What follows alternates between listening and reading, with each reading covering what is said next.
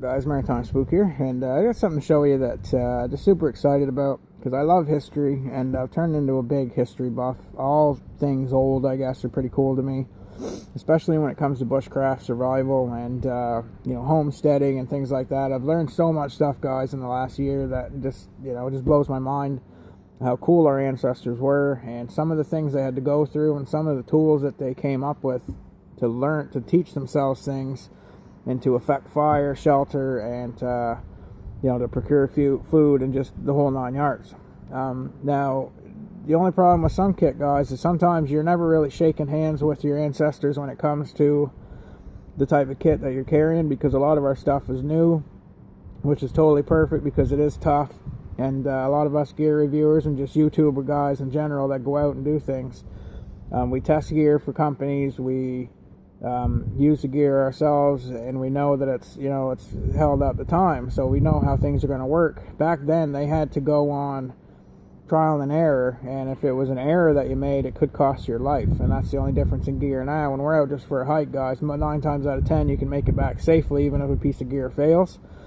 Back then they had to find things that were going to work and they're going to work good. So basically what it is, guys, is if you want to look back to see that pretty much every one of our ancestors used, there's a kit by flintandsteel.com. It's a company out of Russia, and I was in contact with them, guys, and I ended up getting one of their kits.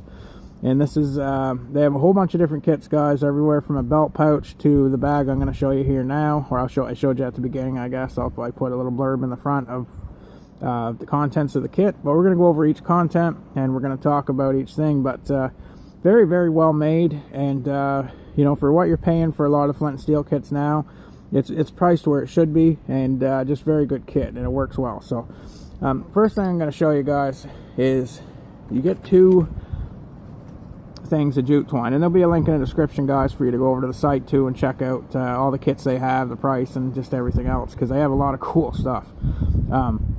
So you get 2 things of jute twine, and these are made to make your tinder bundle. You can take a piece of this and then you fray it up. You can fray it, and this takes a little bit of time, especially with big gorilla mitts like Spook's got here. But the proper preparation prevents poor performance, as Rainier says, right? So you got, if you take a while and do it right, but you get the idea. Is you can make this into a good tinder bundle, and then you can drop your char material, which this comes with, into the tinder bundle as it's ignited, and then you can ignite wood. You can ignite another big piece of birch bark. That's what my son and I did the other night. We ignited some of this with the jute twine and then put it into some birch bark, and that's how we got our fire going. So you get 2 bundles of that, so that gets you going with a lot of tinder bundles of practice, because this is, to me, guys, this is something you get and you practice it too.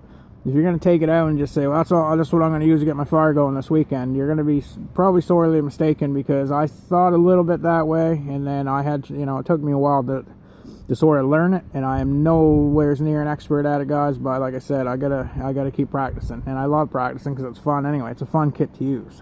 Okay, so you're gonna get 2 things of jute twine. You're gonna get 3 pieces of quality flint. Okay, now I found flint here on the beach before, but it's not native to here. It was off a boat, so it's ballast rock. So a lot of the time you got to break off the pieces to get a piece like this. So they're already starting out with nice flint. Okay, so you get 3 pieces of that, and it sparks very well. You got to find your edges. A sharper edge will throw a better spark, and then when you hit a glancing blow, you're going to get some nice sparks. Now these aren't going to be as hot as your ferrocerium rod, but they're adequate enough with the right char material, and chaga and things like that will light very well. And in another video, this is to show you the kit. The next video that I produce with this, we're going to get fire going and show you the different tinders. All right, so you get 3 pieces of flint with it, quality flint that'll throw sparks. You're going to get this cool little tin, and this tin has your char cloth in it. Very nice char cloth they provided. I'm going to open this. The wind's blowing, guys. That's why I'm kind of hunkered in here. But I'll show you this without blowing everything away, hopefully. You open this up, and you've got 2 rows of very, very nicely made, like perfect, actually, like char cloth. Pull out a piece here. Very, very thick pieces. These are 2 pieces together here, but very, very thick, and holds a spark.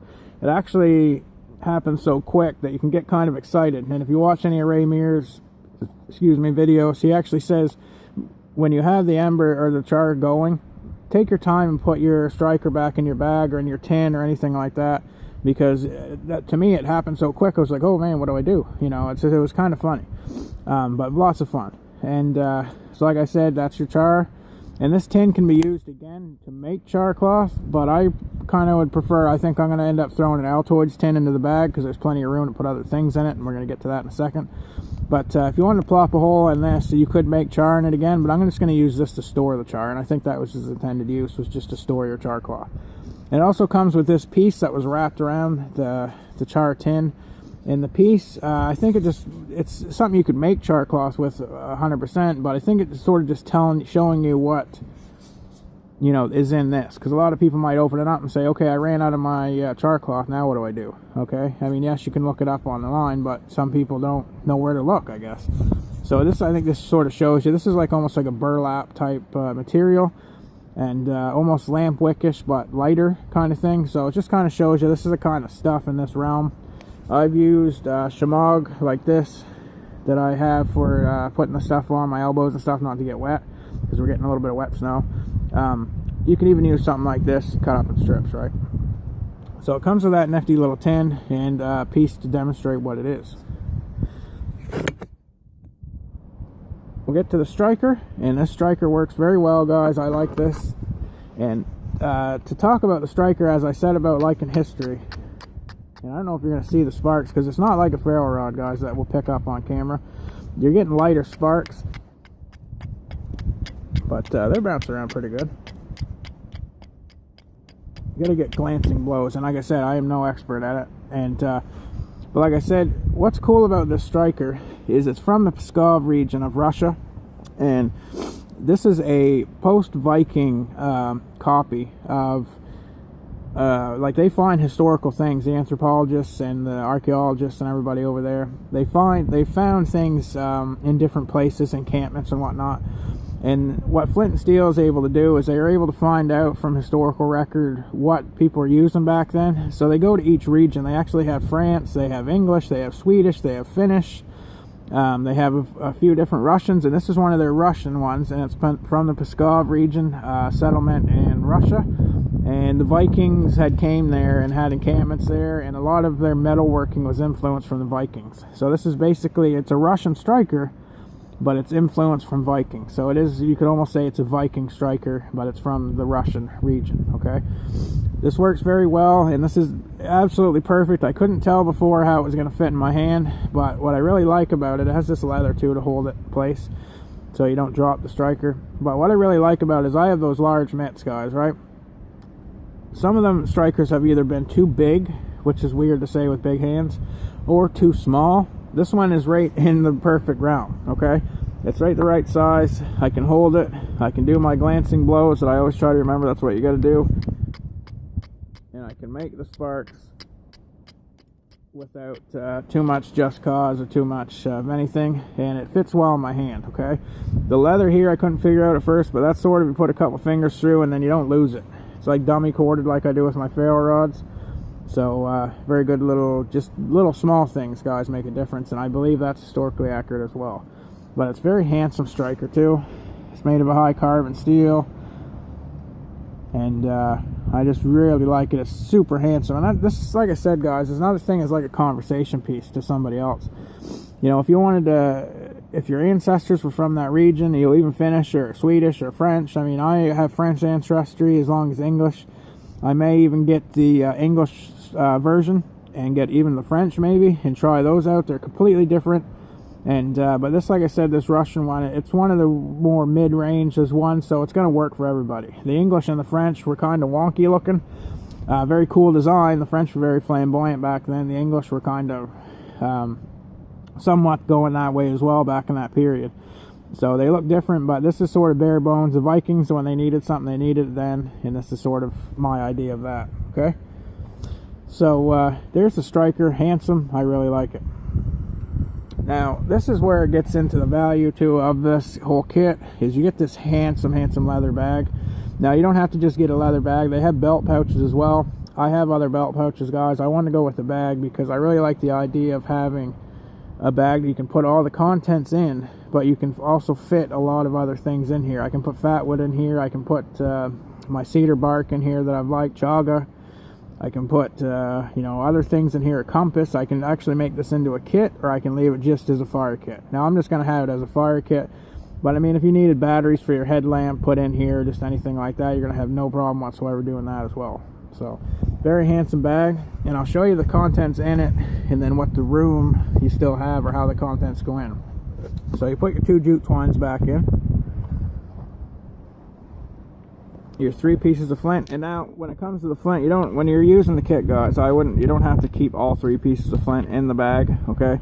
I would recommend maybe taking 1, maybe 2, keep 1 at home, or keep it in the pack somewhere, and then you've got another piece, a really good quality piece. But when you get it, or if you wanted to, just keep it that way. You can fit all 3 in the pack, in the bag. Grab your striker, put that back in as well. Your char tin and the piece of material. And if you can see, guys, it's got all that room still. I mean, you've got a ton of room still in there. So you can put bags of char, like I said, more char cloth in there. You can put everything, and it's got these drawstrings that pulls in, and then it's got almost like something you could hang a rope or something through each piece of this and have it slung on yourself.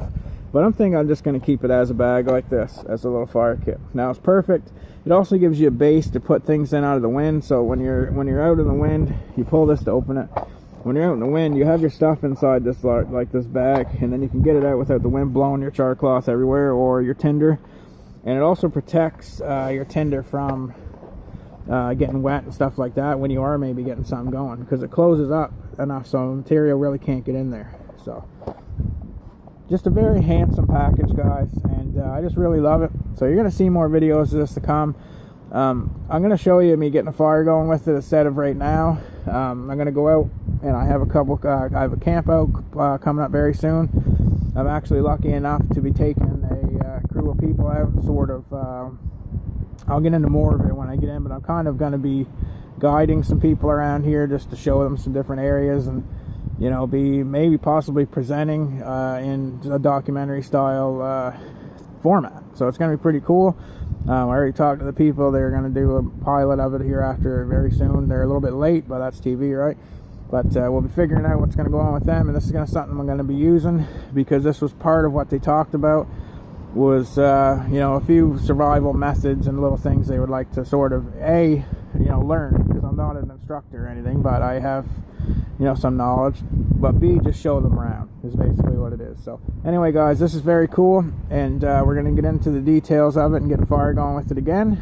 And just wanted to show you the contents, and there'll be a link below where you can check out the flintandsteel.com site.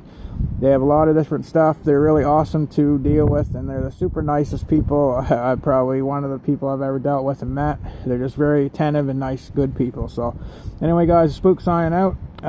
Like I said, we're going to add on some things to this kit, so next time you see it, it'll have some more. It'll have some chaga and cedar bark, which I have in this, and it'll be in here.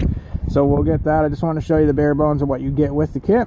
And Spook signing out. Stay safe, guys, and check out the flintandsteel.com, the link below. Have a good one.